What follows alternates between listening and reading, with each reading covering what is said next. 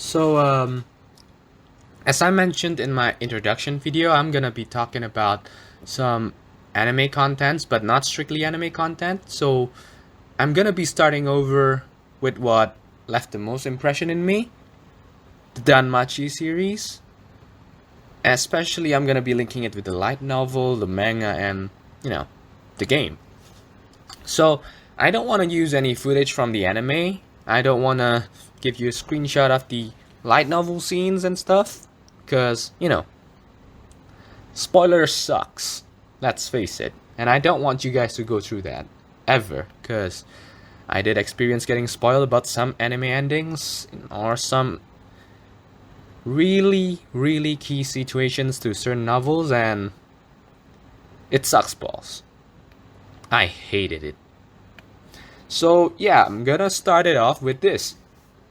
So this is the DANMACHI fandom wiki, and we're just gonna go over the basic stuff. So first things first, there's of course the very first original works, the light novels, and so far there's 15 volumes of the light novel, and there's of course the anime, which has 2 seasons and 2 OVAs, one for each season. These OVAs generally covers the short stories or the guidance stories, but if we're talking guidance, some people's gonna flame me and say, hey, that's short oratoria or Familia Chronicles, so I'm just gonna call it OVAs, or original video animations. Now, these are the episode list. Now, given there are some screenshots, but I don't think those counts as spoilers. Now, the thing I like about the DANMACHI series is it's technically an isekai fantasy series, but it doesn't feel like an isekai fantasy series.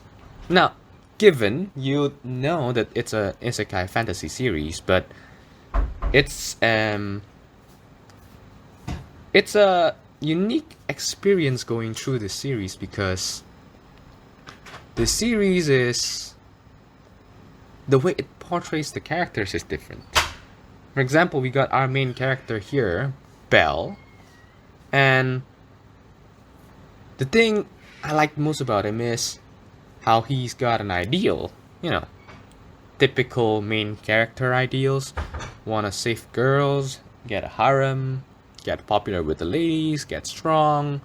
But as soon as the anime start, we don't see him off with a good start. We don't see him as an OP character. This is one of those weak to strong genre. And me myself, I really enjoy these kind of genre, and I think it's proven itself to be a good recipe from how we can see the popularity of, let's say, Mushoku Tensei and stuff. So yeah, that's a really good thing. And the series itself, it's an adventure. The anime cuts some contents, in fact, quite a lot, but the way I see it, the pacing is good enough. Now, given it's not perfect, but we can't really ask for perfection. It's an adaptation, and they have limited time slot. Season 1 only had 13 episodes, and a 14th one in the form of the OVA, and it's basically handling 5 volumes of novels content, and that's a lot of content. Given that each of these episodes is only 24 minutes long, and you need to cut out the songs for pure content, so we're only looking at 20 minutes. It might not look like much, but it is a lot that they're actually packing in there, given the content cuttings. Now, I see this anime as having a good art style. I personally like this art style. I have some issues with older animes. It's not the plot. I like the plot. I mean, I'm one of those people who grew up reading their fathers and their uncles' hand-me-down mangas like City Hunter, Saiba Ryu, that guy's a legend. Dragon Ball, like from when Goku was a freaking kid.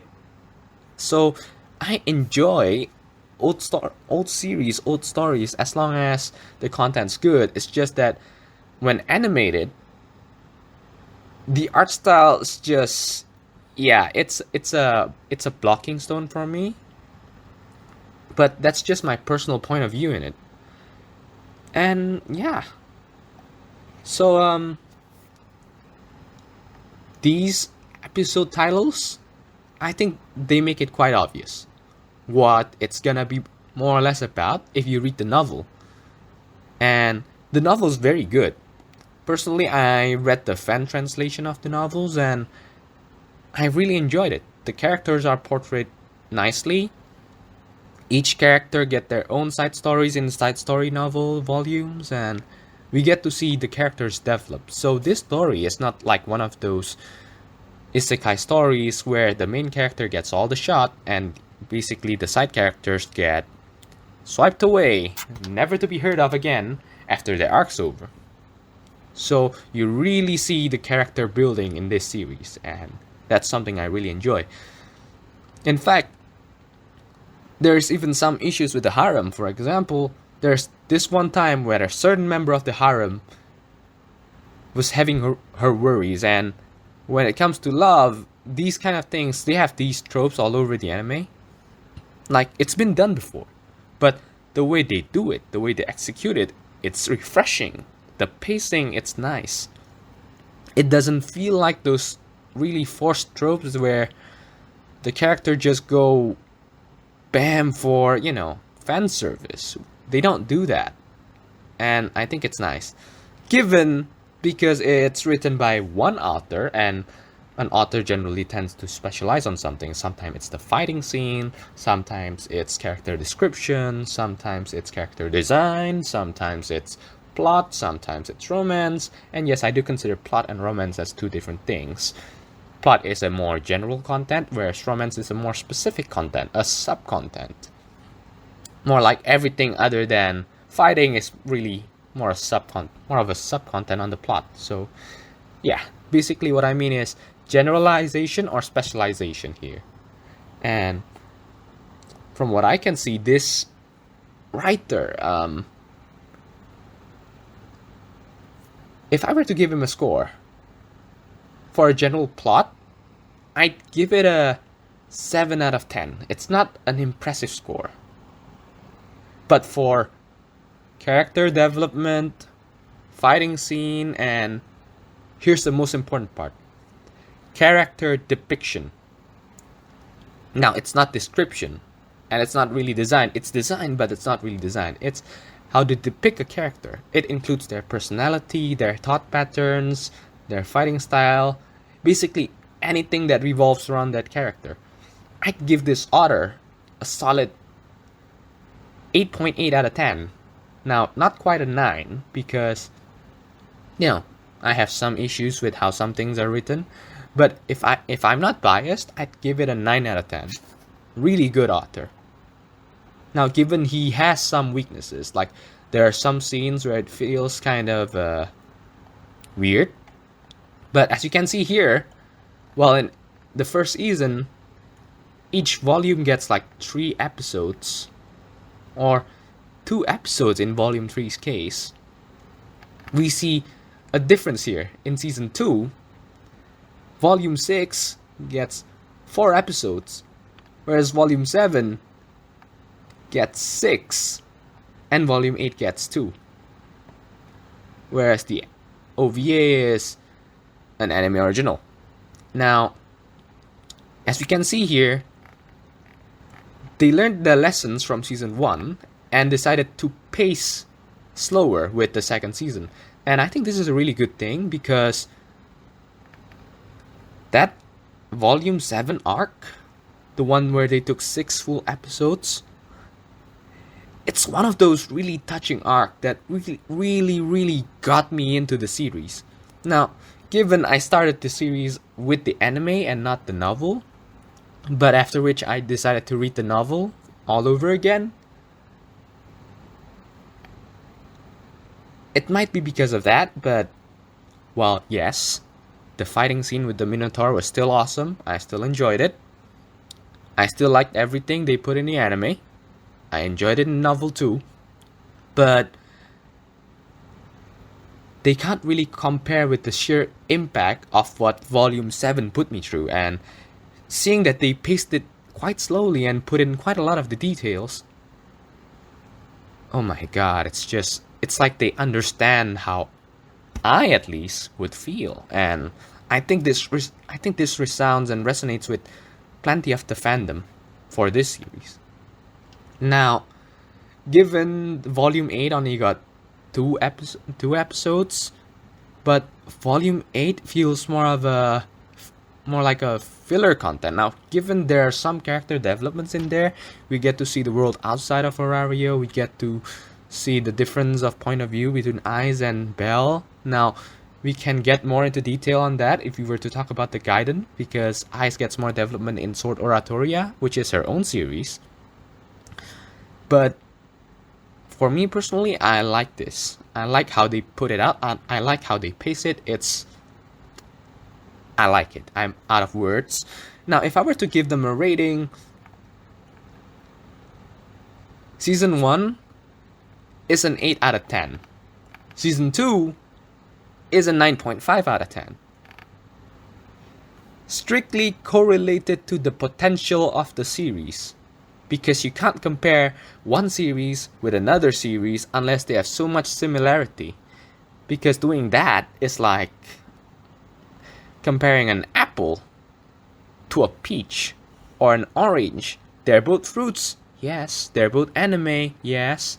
But one's supposed to be crispy and kind of sweet and savory. The other one's kind of soft, mushy, a culmination of many pulps, and it's supposed to be sweet and sour. You don't compare these things. They're different things.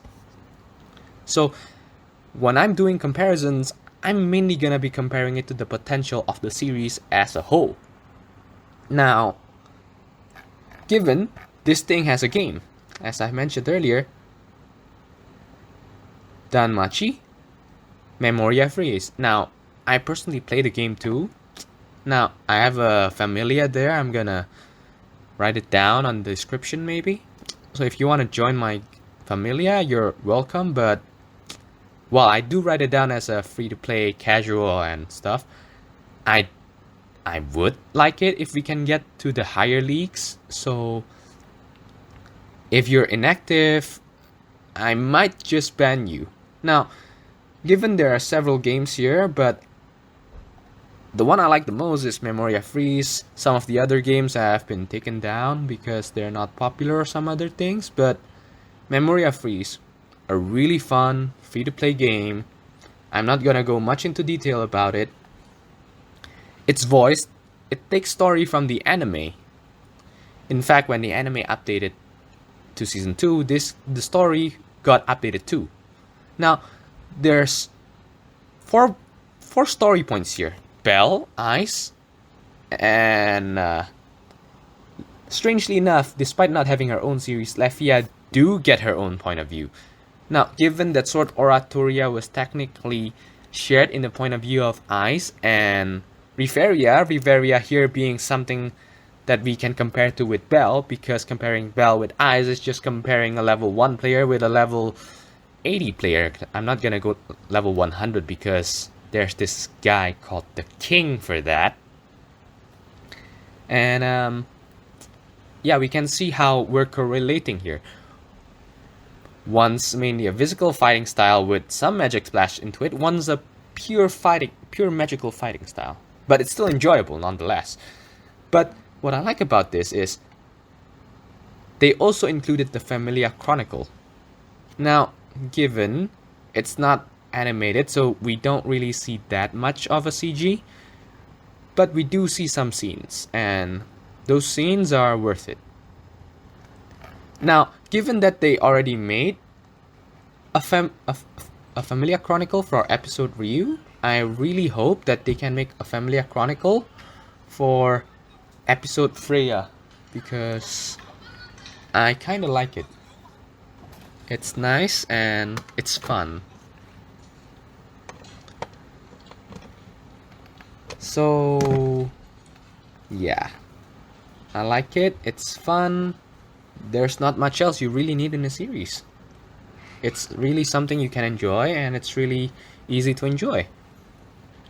Now, characters. I do mention quite a lot about the characterization they used here, and I'm gonna get into it.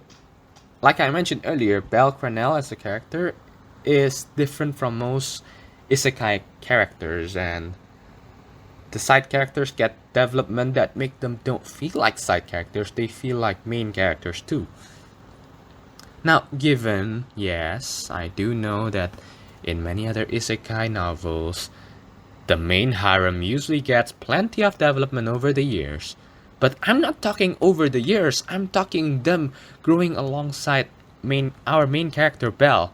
Like every step Belle grows, they grow along with him. Now, given they don't grow along with him in a power scaling because he has a cheat, that's not really a cheat. I mean, if that counts as a cheat, those other things that other isekai characters have, those are hacks, not cheats anymore. So, anyways, I'm not gonna talk about the side characters. That's fun for you guys to enjoy if you decide to get in the series, but I'm just gonna talk about our main character and light spoilers. Light spoilers ahead. But it's not gonna be a serious spoiler. Our main character is a boy who grew outside of Horario, was raised by his grandfather, who turns out to not be his grandfather, but you won't pick up on that unless you nitpick the details. And basically the grandfather's a perv, so young boy raised by a perv, naturally you get some perverted tendencies, which we will be seeing plenty in an anime, in how he thinks, how he acts, and his first motivation that you will have it mentioned to you at the very start of the series, so it's not even a spoiler at this point. And it's kind of fun. Plus, this game has a lot of crossovers, and they have original stories too. Like I said, there's the original story called The Argonaut. And design-wise, it's like they're reusing the sprites because... Okay, let me just do this.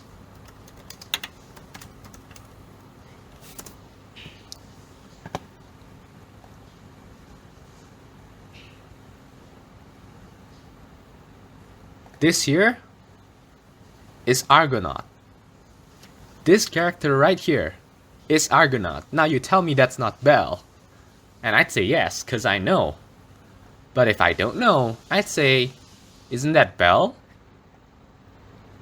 Now, while this does not have any form of work outside of the game, it is technically, by the author said, written before he wrote the series as a part of the world building. And the fun thing about it is we actually do get a mention. We do have a silent Easter egg in season 1 where one of the Amazon sisters, seeing Belle fighting against the Minotaur, actually mentions he's like the Argonaut. And then the other Loki Familia member said, the story of the boy who wanted to become a hero. And that's exactly, you can quote me on this, exactly what he is. His story is a tragic one. It's not a happy story. In fact, if I have to compare the development between him and Belle, his is an even more, how should I put this, sad and pathetic story. He's like that Chunibi loser, but he rose, he stood up against fate, he stood up against the government, and he's not quite a hero. He's not a hero. He does not fit the image of a hero. But the word they phrased it with, the boy who wants to become a hero, that really brings home the cake. And I really like the detail put on it. So, if you guys want to know more about Argonaut, check out the game. Given it's an event unit, you can get this one. You can get this version of him, the full Argonaut, but you cannot get this one, the Dawn Argonaut. Given there's a new Argonaut unit right now, but chances are you guys are not gonna play this directly after you watch this, and I'm probably not gonna get too many views because this is technically my first video. Technically the introduction was the first video, but you know, you get the point. Chances are by the time you watch this video and decide, you know what, let's give this game a try, because this guy's really praising it to high heavens, and yes, I am praising it to high heavens, chances are the event's gonna long pass and you won't be able to get it unless there's a rerun. And let me tell you this, if there's ever a rerun of the original Argonaut event, I'm gonna play it all over again. I'm gonna read it all over again. I don't care if it takes me an entire while of my time. I don't care if it's gonna take a long time. I don't care if the event is so long it's divided into 2 events. Yes, the story is so long they're divided into 2 events. I'm gonna read it all over again because I like it. That's how good it is. It was, but it still is. So it is. So yeah, for the manga, there's not much to say. The manga is like a middle ground between the anime and the light novel. It's enjoyable. It's got more details than the anime, but if you want details, then why not go to the source material, you know, the light novels in the first place? That's how I like to see this, and yeah, that's my grounds on it. Enjoy. So yeah, like and subscribe if you want to for more, but no promises.